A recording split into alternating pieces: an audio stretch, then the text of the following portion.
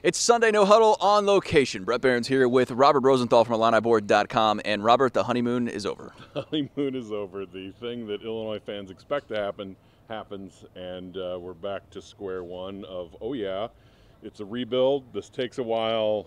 This will, there's a process to go through here, and it couldn't be a more Illinois football thing than to beat Nebraska and lose to Texas San Antonio. What's the biggest problem you see that went wrong? I mean, 500 yards, to a small school offense.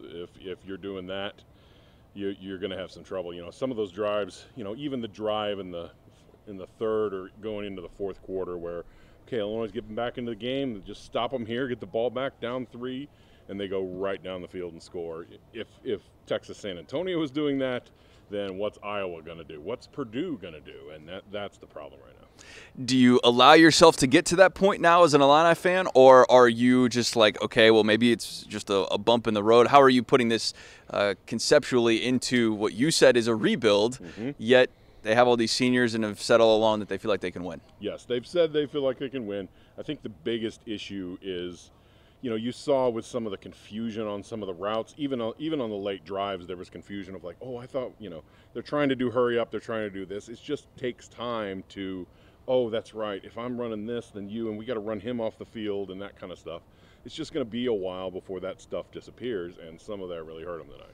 Do you put this as, oh no, like what could happen now the rest of the season, or are you allowing yourself to say, okay, well, let's see what happens at Virginia? I think there's some solace in the fact that it was just a 4.5-point spread, that Vegas thought this would happen, that this is a decent small school, that it's a pretty good team, that, if you count the 3 points for a home field advantage, Vegas at least saw these teams as a 1.5 different, Yeah. So, it's in that sense somewhat a expected result. They were supposed to win, but, it's at least in line with probably season expectations.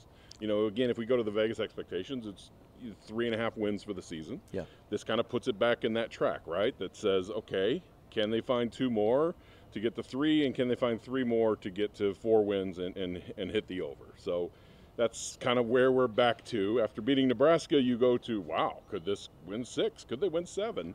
And this probably puts it back into the, maybe we're back in the do they win 3 or 4 range. Okay. And as Robert said, maybe the most Illini thing ever. I know a lot of Illini fans were thinking that coming into the game. Yes. You beat Nebraska, you feel really good, and then you lose to a non-Power 5 I school. was listing off all these different games where this happened. San Jose State in 2002, Ohio in 2006, Louisiana Tech in 2012. All these games in September where it was like, well, maybe, and if they win this game, then they can get on a little roll. And reality strikes. So it's just going to take time. All right. Robert Rosenthal from IlliniBoard.com. Marley, we'll send it back to you.